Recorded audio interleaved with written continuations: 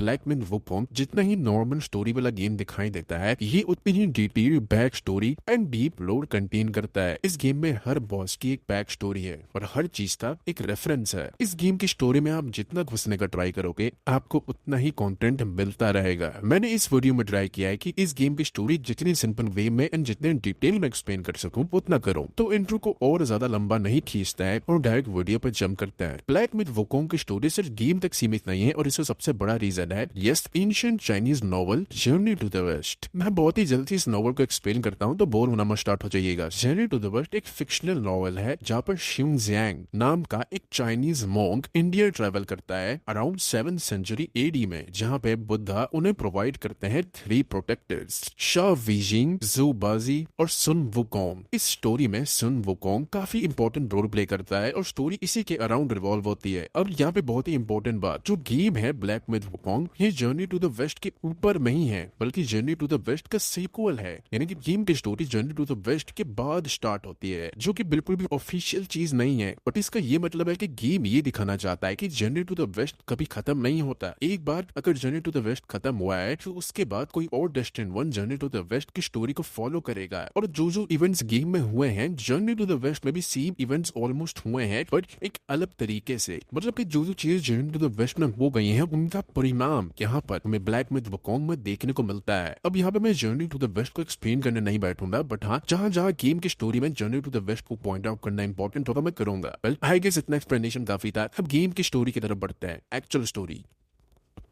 Game की starting होती है एक कटसीन से, जहां पे सन वुकोंग के आगे पूरी सेलेस्टियल आर्मी थी जिसको लीड कर रहा था अर्लन शैंग। गेम की स्टार्टिंग में जो ये वाला वुकोंग है ये जर्नी टू द वेस्ट वाला वुकोंग है, और जर्नी टू द वेस्ट के बिल्कुल एंड में वुकोंग ने बुद्धाहुड अचीव कर लिया था। दिस मींस कि वो इमॉर्टल है and one of the highest ranking being है हेवन एंड अर्थ में। और यही रीजन है कि गेम की स्टार्टिंग में आपको सन वुकोंग की हेल्थ बार दिखाई नहीं देती है, क्योंकि वो मर नहीं सकता। जर्नी टू द वेस्ट एक अच्छे नोट पे एंड हुआ था, बट गेम में अभी उसको गॉड से बिल्कुल मतलब नहीं है और वो वापस आ चुका है जंगलों में अपने मंकीज के साथ एक पीसफुल लाइफ बिताने। ये चीज गॉड्स एंड सेलेस्टियल बीइंग्स को रास नहीं आई। उन्होंने बोला कि वापस हमें सर्व करो भाई, तो हम तुम्हारे मंकीज को मारते रहेंगे और तुम्हारे माउंटेन्स एंड जंगलों को खत्म कर देंगे। सन वुकोंग को ये बात समझ नहीं आई कि आखिर हमें ऐसा करना क्यों है। इस छोटे से बातचीत के बाद हमें सन वुकोंग ने अर्लन शैंग की एक बहुत ही एपिक बैटल दिखाई देती है। और हाँ, नॉवल में हमें ये भी बताया गया है कि अर्लन शैंग का जो ये एक्स है ये एक माउंटेन तबाह कर सकता है।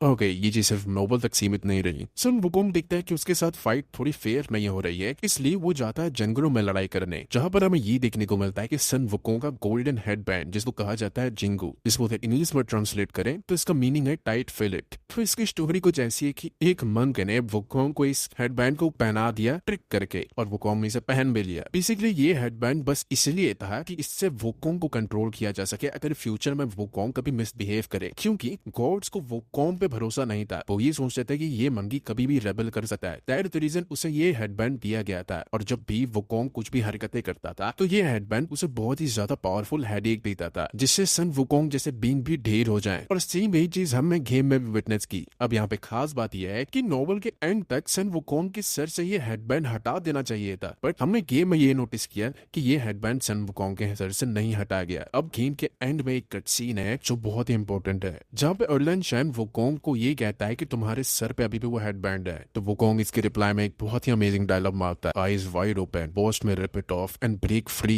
ओके, तो ये लाइन मुझे गूज़बम्स देती है। ये लाइन याद रखिएगा, गेम के एंड में इस लाइन का बहुत बड़ा मीनिंग है जो मैं एक्सप्लेन करूं। इसी हेडबैंड के चलते अर्लन शैंग ने सन वुकोंग को हरा दिया और कई दशक नहीं बल्कि शतक यानी कि सेंचुरीज बीत गए और सन वुकोंग का रिमेन एक स्टोन बन गया। बट स्टोन बनने से पहले सन वुकोंग ने अपने 6 सेंसेस यानी कि eye, ear, nose, tongue, body and mind को इस पूरे चाइना में शैटर कर दिया 6 डिफरेंट रेलिक्स में। एंड दैट्स द रीजन ये पूरा का पूरा गेम 6 डिफरेंट चैप्टर्स में डिवाइडेड है। हर चैप्टर के एंड में आपको एक रेलिक मिलेगा और हर चैप्टर के एंड में आपको एक बहुत ही डीप स्टोरी सुनाई जाती है। एक बात बता दूं, ये पूरी स्टोरी एक फ्लो में नहीं गई है। चैप्टर्स के बीच में बहुत बड़े बड़े गैप्स हैं जो कि हमें गेम में नहीं दिखाए गए हैं। कई सेंचुरीज बीतने के बाद हमें एक बूढ़ा मंकी दिखाया जाता है जो कि यही चीज एक्सप्लेन कर रहा था कि कैसे सन वुकोंग ने अपने 6 रिलिक्स को पूरे चाइना में डिवाइड कर दिया है किसी एक मंकी को ढूंढने के लिए। अब जो मंकी इस पूरे 6 रिलिक्स को ढूंढ के लाएगा वो डेस्टिन 1 कहलाएगा। एंड हाँ, आप ही डेस्टिन 1 हो, यानी कि इस गेम के मेन प्रोटैगनिस्ट। और हाँ, आपका चेहरा हूबहू सम वुकोंग से मिलता है, और ये बात गेम में आपसे काफी सारे लोग कहेंगे।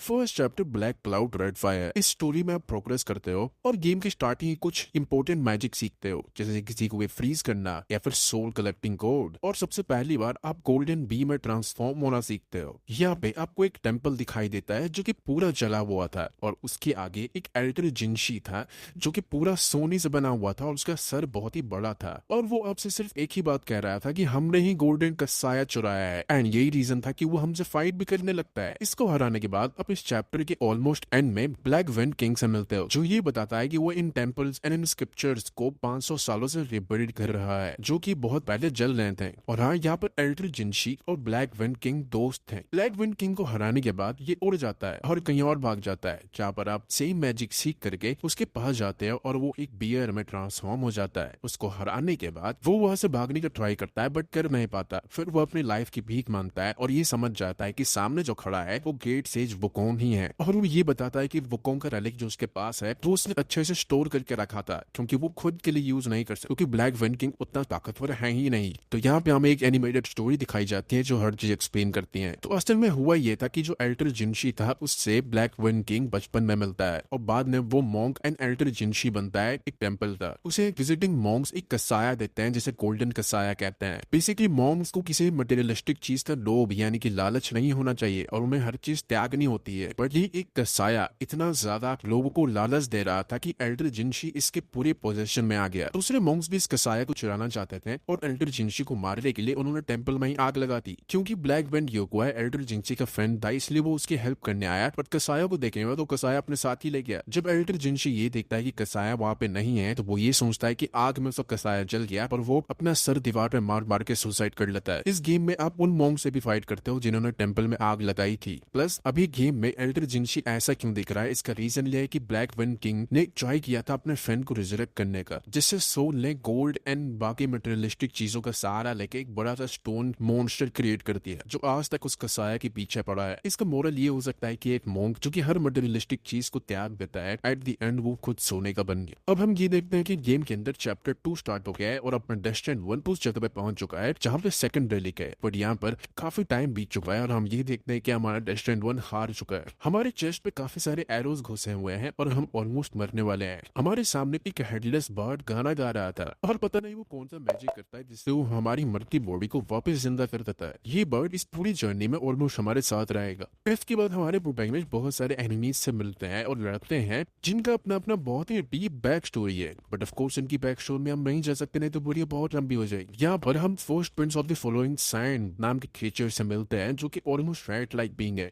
और इनकी पूरी प्रजाति रैट लाइक बीइंग है। बट हम इस वक्त ये देख पा रहे थे कि ये अपने ही काइंड यानी कि अपने ही लोगों को पहचान नहीं पा रहा था, और ये ऑलमोस्ट मैड हो चुका था। और इस बात का अंदाजा आप इस चीज से लगा सकते हो कि ये अपने ही फादर खा जाता है। इसके बाद मिलते हैं हम टाइगर वैनगार्ड से, जो कि एक्चुअल में ब्लड पी रहा था। एक इसका ब्लड पी रहा था, वो मैं आपको आगे बताऊंगा। अब ओरिजिनल लोर में टाइगर वैनगार्ड एक्चुअली में इस वैली के प्रोटेक्टर्स थे, और टाइगर वैनगार्ड की डेथ हो गई थी येलो विंड सीज के द्वारा। तो गेम में टाइगर वैनगार्ड कौन है? वेल, टाइगर वैनगार्ड के 2 बेटे थे, एक टाइगर वैनगार्ड और एक मैड टाइगर, और इन दोनों से आप लड़ते हो, एक ये और एक ये। गेम वाला tiger Vanguard yellow wind says को चैलेंज करता है और हार जाता है, और तब से वो अपना नाम टाइगर वैनगार्ड रख लेता है, और इन रैट लाइक क्रीचर्स को वो खाता रहता है दिन रात, जिससे वो और ताकतवर बने। हम यहाँ पर येलो विंड सेज से फाइट करते हैं, जिसके हाथ में किसी मॉन्क या फिर किसी सेज का सर था। अब पूरे गेम में ये one of the most epic boss battles में से एक है। येलो विंड सेज को हराने के बाद हमें ये पता चलता है कि जो हेडियस बर्ड हमारे साथ स्टार्टिंग से ही था, yes you guessed it right, ये उसी का सर है, और इसका ओरिजिनल नाम है लिनजी। लिनजी एक बहुत ही पावरफुल बीइंग है, और उसका काम था येलो विंड सेज पे नजर रखना। अब यहाँ पे बिल्कुल ब्लैक विंड किंग की तरह येलो विंड सेज भी उतना ताकतवर नहीं था कि वो वुकोंग के रेलिक को स्टोर कर पाए, तो वो लिनजी के सर के अंदर इस रेलिक को स्टोर करके रखा हुआ था, और उसको हराने के बाद फाइनली लिनजी हमें वुकोंग का सेकंड रेलिक भी दे देता है। यहाँ पर हमें एक एनिमेटेड स्टोरी ये दिखाई जाती है, जहाँ पर एक आदमी उसे एक इंजर्ड फॉक्स दिखाई देती है। वो आदमी उस इंजर्ड फॉक्स को अपने घर ले जाता है, जहाँ पे उससे ये पता चलता है कि वो फॉक्स एक कित्सुने थी, मतलब कि एक शेप शिफ्टर फॉक्स, और वो एक बहुत ही खूबसूरत लड़की में बदल जाती है, जहाँ पे वो उससे बाद में शादी करता है। उनके 2 बच्चे भी होते हैं, बट एक बार जब वो घर वापस आता है तो वो ये देखता है कि वो कित्सुने अपनी पूरी फैमिली को मार चुकी होती है। तब वो नींद से जागता है और फिर हमें ये दिखाया जाता है कि वो उस फॉक्स को मार के उसका एक मफलर बनाकर घर से बाहर निकलता है। इस स्टोरी के एंड में हमें ये मोरल दिया गया कि गॉड जो भी प्लान करते हैं उसे अपने हिसाब से ही चलना होता है, हम कुछ भी चेंज नहीं कर सकते। इसके बाद हम चैप्टर 3 में आते हैं।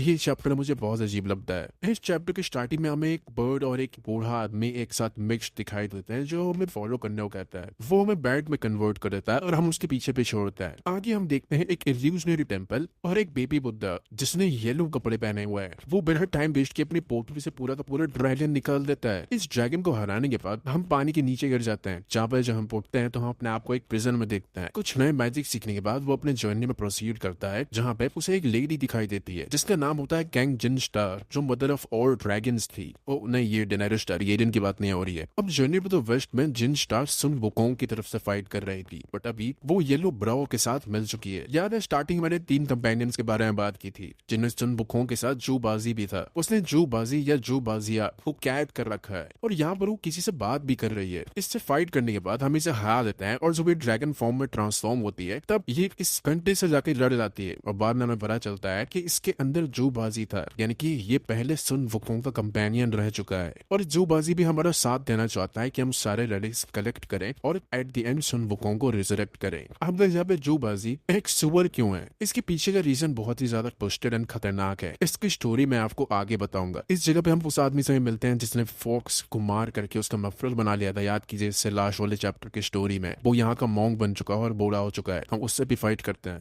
हम यहाँ पे नॉन एबल नाम के बहुत सारी फाइट करते हैं और बेसिकली इसकी स्टोरी बहुत खतरनाक है। ये और येलो ब्राउ पहले एक साथ काम किए करते थे, बट इसका मानना ये था कि बुद्धा हुड तक जाने के लिए आपके पास फिजिकल स्ट्रेंथ होनी बहुत जरूरी है, but yellow brow totally relics पर डिपेंडेंट रहता था। तो नॉन एबल ने बेसिकली अपने आप को सही प्रूफ करने के अपने आप को चेन में बांध दिया और कहा कि मैं एक दिन में आजाद हो जाऊंगा। वेल हुआ क्या, आज तक उसके हाथ बंधे हुए हैं। इसके बाद जू बाजी और डिस्टेंट वन दोनों जाते हैं एक और चाइल्ड बुद्धा के पास जिसके कपड़े ब्लूइश थे। वो कहता है जाओ और जाके प्रेयर करके आओ, तभी आपके आगे का रास्ता खुलेगा, जो कि नहीं खुलता है। फिर वो लोग वापस जाते हैं उसी टेम्पल में जहाँ पे येलो कपड़े वाला चाइल्ड बुद्धा था। वहां जाकर ये रिवील होता है कि वो एक्चुअली में येलो ब्राउन ही है और उसका बुद्धाहुड अचीव करने का तरीका बिल्कुल ही अलग है। और वो ये सोचा है कि सुन वुकोंग बिल्कुल ही मिसगाइडेड था, क्योंकि हम डेस्टिनेशन वन है तो वो हमें भी सही तरीका बताना चाहता है। तो वो हमें अपने पोटली में कैद कर लेता है। इससे बाहर निकलने के हमें लड़ना आता है और हम लड़के बाहर भी आ जाता है और हम येलो ब्राउ को डिफीट करता है। वो अपने टेम्पल से बाहर भागने का ट्राई करता है ताकि वो सुन वुकोंग के रैलिक को दोबारा अपने अंदर ले पाए और ज्यादा ताकतवर बन जाए, बट वो नीचे गिर जाता है। तभी वहां पे ब्लू कपड़ों वाला चाइल्ड बुद्धा या कहें बेबी बुद्धा आ जाता है। वो ये रिवील करता है कि येलो ब्राउ कभी उसका ही स्टूडेंट हुआ करता था। आज की डेट में वो उसकी पोटली चुरा लेता है और उसका शेप शिफ्ट करता है और दूसरे लोगों को ट्रिक करता है और उसने सुन वुकोंग के रैलिक का यूज करके इस पोटली को और ज्यादा ताकतवर बना दिया था। हम सब सोच रहे थे कि येलो ब्राउ के साथ रैलिक भी अब डूब गया, बट बेबी बुद्धा ये बताता है कि ऐसा नहीं है। उसने रैलिक येलो ब्राउ के अंदर स्टोर नहीं बल्कि इस फिश के अंदर स्टोर था। और हाँ, हमें एक और रैलिक मिल जाता है। अब इस चैप्टर के बाद इस गेम में बहुत ही ज्यादा इंटरेस्टिंग स्टोरी दिखाई जाती है। मुझे स्टोरी जितनी समझ में आई मैं उतना ही एक्सप्लेन करूंगा, बट यूट्यूब पे और लोग इसको और अच्छे से एक्सप्लेन किए हैं तो आप देख सकते हो। वो ये था कि एक विलेज के बीच में एक अजीब सा क्रीचर आ गया था जो ऑलमोस्ट डूब चुका था। जब विलेजर्स ने उसे बचाया तब उन्होंने नोटिस किया कि इसके घाव से मोतियां निकलते हैं और इसके सलाइवा एंड गंदगी से लोग खूबसूरत हो जाते हैं और बीमारियां चली जाती हैं। ऑफ कोर्स विलेजर्स को फायदा हो रहा था, तो उन्होंने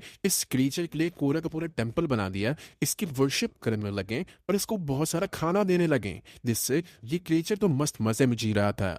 एक रात विलेजर इसकी पूजा कर रहे थे, तभी एक इंसान जो इस क्रीचर से डिसैटिस्फाइड था उसने ये सोचा कि अगर इसके घाव से इतनी मोतियां निकलते हैं तो अगर मैं इसको चाकू मारूं तो कितना सोना निकलेगा। और उसने ऐसा ही किया, उसने चाकू मारा और क्रीचर मरने लगा। ये चीज विलेजर्स ने देखी और उस आदमी को रोकने के बजाय उन्होंने इस क्रीचर पे ही धावा बोल दिया और जितना हो सके उतना सोना लूटने का ट्राई किया। इस क्रीचर को विलेजर्स अधमरा कर देते हैं और ये बीच के बदन में बैठा हुआ था, जहाँ पर इसका एक बहुत ही पुराना दोस्त जिन चैंजी आकर इसके बदन में बैठता है और अधमरा क्रीचर ये कहता है कि मैंने एक बार तुम्हें फिर प्रूव कर दिया। और फिर जिन चैंजी या फिर जिन चैंजू ये कहता है कि तुम्हारा तरीका मुझे पसंद नहीं आया। तो इसके रिप्लाई में ये क्रीचर ये कहता बताता है कि जीतने के लिए नहीं तो उसके तरीके और एंड की बात क्यों कर रहे हो। बेसिकली ये स्टोरी ये कवर करना चाहती थी और वो क्रिएचर ये प्रूव करना चाहता था कि इंसान का नेचर कभी नहीं बदल सकता। आप उनको कितना भी दो, उनका लालच कभी खत्म नहीं हो सकता। और एक सोने की मुर्गी को पालने के बजाय जो उनको 10 साल में 10 अंडे दे, वो उस सोने की मुर्गी को मार के एक बार में 10 अंडा लेना ज्यादा पसंद करेंगे, जो उन्हें नहीं मिलेगा। जाहिर सी बात है। वेल, मुझे ये स्टोरी जितना समझ में आया मैंने आपको समझाने का ट्राई किया। अगर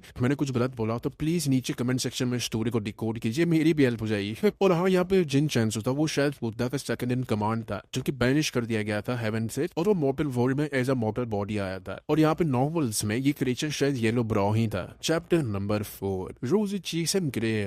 ओके, ये चैप्टर और भी अजीब है। अब यहाँ पे फिर से काफी टाइम बीत चुका है और अपना जो बजी एंड डेस्टिन वन दुश्मन के भेस में इस महल में घुसते हैं जहां वो सेकंड सिस्टर से मिलते हैं। अब मैं आपको बता दूं, ये सब के सब मकड़ियां यानी कि स्पाइडर्स हैं, तो इनकी खूबसूरती पे मत जाइएगा। अब ये सब बुरे लोग नहीं है, बट हाँ, इनकी जो मदर है जिन्हें द वॉयलेट स्पाइडर भी कहा जाता है, वो हर मौसम में किसी एक के साथ शादी करती है और ऑफ कोर्स शादी के बाद उसे खा जाती है। यही स्पाइडर्स करते हैं। अब यहाँ पर जू बाजी महल के अंदर घुसता है और वो कैद हो जाता है, और यहाँ पर मदर और स्पाइडर्स ये चाहते थे कि वो जू बाजी के साथ संभोग करे और उसको खा जाए।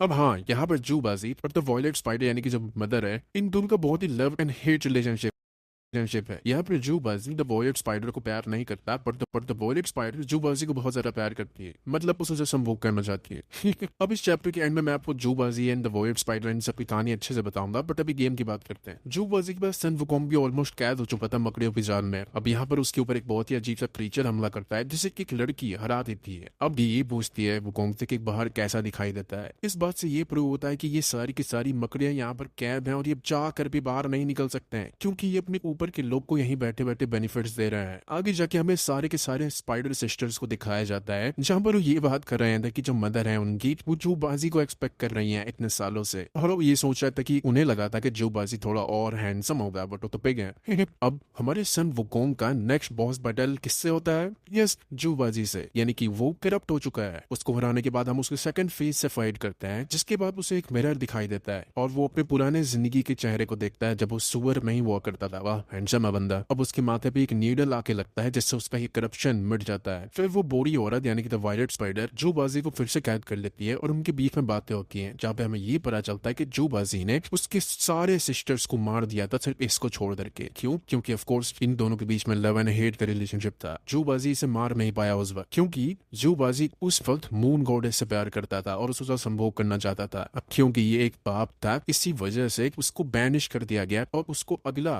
रूम जो मिला वो एक सुअर का मिला, और वो आधा ह्यूमन और आधा सुअर पैदा हुआ, और इसको ये शराब पीना कि अपने 100 साल तक उसकी लव स्टोरी कभी सक्सेसफुल नहीं होगी। वाह। जू बाजी ये कहता है कि तुम इस उम्र में भी लवी डबी क्यों हो रही हो, और वो बोरी स्पाइडर ये कहते हैं कि तुम्हें मुझसे ज्यादा वो सन वुकोंग पसंद है। अब यहाँ पर एक लड़की आती है, और मैं आपको बता दूं ये लड़की और कोई नहीं, जू बाजी और द वॉयलेट स्पाइडर की ही बेटी है, जिसे जू बाजी पहचान नहीं पाता है। तो इस वॉयलेट स्पाइडर यानी कि ये बुरी औरत का मकसद ये है कि जू बाजी के साथ संभोग करे, शादी करे और उसके बाद ये इसे खा जाए और इसका बदला पूरा हो जाएगा और प्यार भी। हमारा काम है इसे ऐसा करने से रोकना। तो हम वॉयलेट स्पाइडर फाइट करते हैं। उसके बाद वो जाती है 100 आई डीमन लॉर्ड के पास, जो कि बहुत ही ज्यादा ताकतवर बीइंग था और ये सन वुकोंग की रैली को कंज्यूम करने के केपेबल भी था। इसी बीच हमें एक स्नेक लेडी को भी दिखाया जाता है और यही उस नीडल की मास्टर है जिसने जू बाजी के करप्शन को हटाया था। यहाँ पे the violet spider 100 eye demon के पास जाती है और 100 आई डीमन फोर्सफुली उसके अंदर से रेलिक निकाल देता है, यानी कि सन वुकोंग का रेलिक द वायलेट स्पाइडर के अंदर ही था। और ये चीज सारे सिस्टर्स को पसंद नहीं आती और वो हमारे लिए फाइट करने लगते हैं 100 आई डीमन से।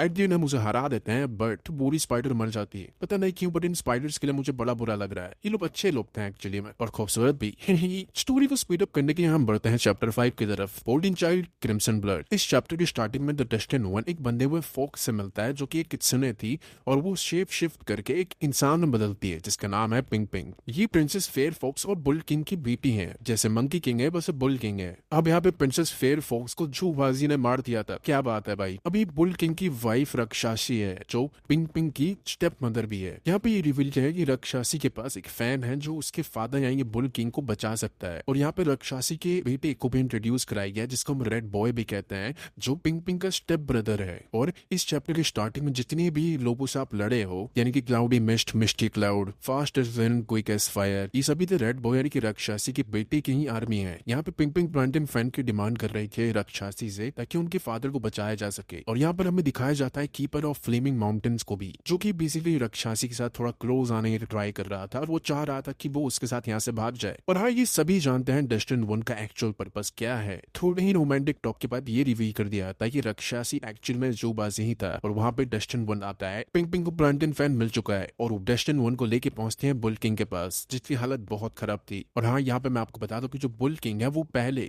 सुन वुकोंग का ही कंपेनियन था और सुन वुकोंग एंड बुल किंग बहुत ज्यादा अच्छे दोस्त थे। पिंग पिंग बुल किंग को बोलती है कि वो अपना रेलिक द डेस्टिन 1 को दे सकते हैं एंड उनके और सफर करने की जरूरत नहीं है। जहाँ पे बुल किंग बहुत ही अजीब तरीके से अपनी ही बेटी से बात कर रहा था। बाद में पता चला कि एक्चुअल में पिंग पिंग भी पिंग पिंग नहीं है और वही एक्चुअली में द स्टेप ब्रदर या कहें रेड चाइल्ड है, जो बस रेलिक चाहता था ताकि वो और ताकतवर बन जाए। यहाँ पर रक्षासी की भी एंट्री होती है और वो ये डिमांड करती है हमसे कि हम उसके बेटे को ना मारे। वो इस जगह को छोड़ के बहुत पहले ही जा चुकी थी क्योंकि वो अपने लवर बुल किंग और अपने बेटे के बीच में किसी को चूज नहीं कर सकती। और यहाँ पे द रेड बॉय और बुल किंग के बीच में काफी नोक झोंक होती थी रेलिक के लिए। जब डेस्टिन 1 रेड बॉय को हरा देता है तो वो फेक द टेलिस्मैन का यूज करता है मरने का नाटक करने के लिए। और जब बुल किंग डेस्टिन 1 को रेलिक दे ही रहा था तब द रेड बॉय रेलिक लेके अब्सॉर्ब कर लेता है और याक्षा किंग में बदल जाता है। याक्षा होते हैं बहुत ही प्योर डीमन एंड बहुत ही ताकतवर डीमन। हम यहाँ पर फिर से याक्षा किंग को भी डिफीट कर देते हैं और हम उसे मार में ही जाने वाले थे, बट रक्षा से इंटरफेयर करती है और कहती है प्लीज मेरे बेटे को छोड़ दो। इससे पहले कि हम कोई भी डिसीजन ले कि याक्षा किंग को मारना या फिर छोड़ना है, याक्षा किंग सुसाइड कर लेता है क्योंकि वो हेवेंस के अंडर सर्व नहीं करना चाहता। यहाँ पर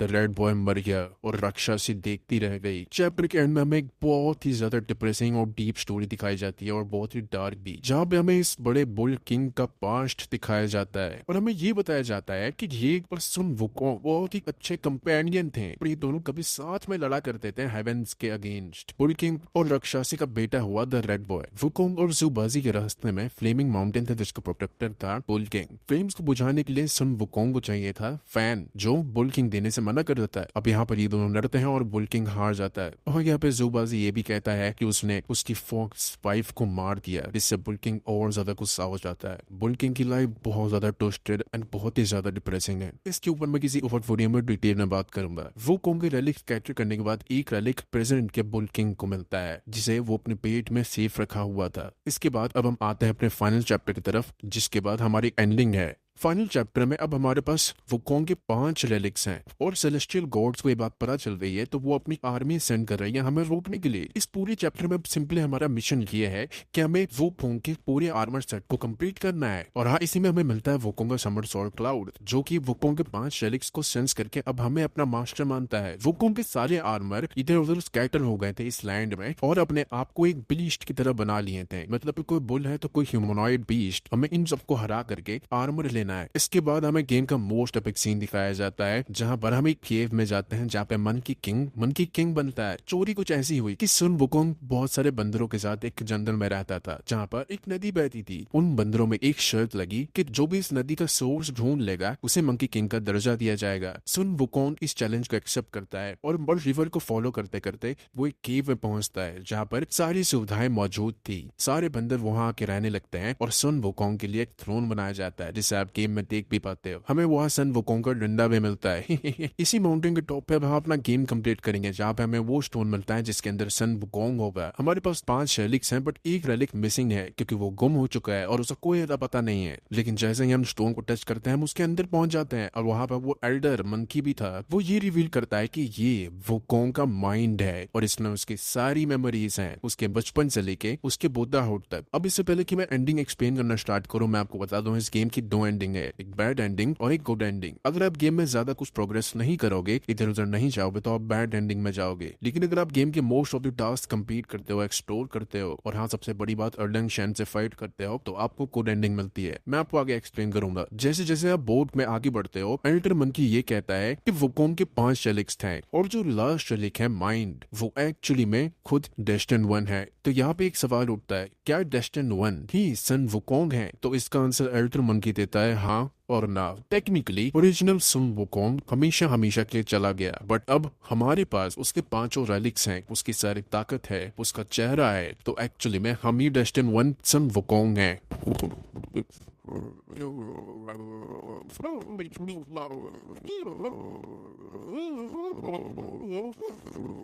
पहले एंडिंग के हिसाब से जो कि बैड एंडिंग है, आप उसकी मेमोरीज में जाते हो, उसकी ब्रोकन शेल ये कि सिर्फ उसकी बॉडी बिना सोल वाली उसे डिफीट करते हो और आप सुन वुकोंग का गोल्डन क्राउन इनहेरिट करते हो। ऑफ कोर्स इस तरफ सुन वुकोंग तो बन गए बट अभी भी आपके पास गोल्डन क्राउन है। और फिर हम ये देखते हैं कि हम एक एम्बर में ट्रैप्ड हो चुके हैं हमेशा हमेशा के लिए। सुन वुकोंग को फाइनली रोक लिया गया, सुन वुकोंग हार गया। बट हमारे पास सेकंड एंडिंग भी है जिसे टू एंडिंग माना जाता है, मतलब कि ओरिजिनल एंडिंग और ये कोड एंडिंग है। यहाँ पे हम माउंटेन मे पे जाते हैं जहाँ पे हम अर्लन शेन से फाइट करते हैं। वो हमें बताता है कि वुकोंग के पास कोई चॉइस नहीं थी और ना मेरे पास, मतलब कि वो सेलेस्टियल कोड का बस एक पॉन है और उसे वही करना होता है जो उसको ऑर्डर्स दिए जाते हैं। अर्लन को हराने के बाद हमारा डेस्टिन वन बड़े से स्टोन मंकी में ट्रांसफॉर्म हो जाता है और वो 4 हेवनली किंग से फाइट करता है और हम सबको उठा कर फेंकता है और बहुत ही ब्रूटली मारता है। इसके बाद हम अर्लन शेन के बड़े वाले फॉर्म को डिफीट करते हैं। उसके बाद अर्लन शेन अपनी डिफीट एक्सेप्ट करता है एंड अर्लन शेन वुकोंग की रिस्पेक्ट करता है, वो उसे अपना हथियार दे देता है। इस बार जब हम स्टोन के अंदर जाएंगे यानी कि सन वुकोंग की मेमोरी में जाएंगे तो हर चीज सेम होगी। हम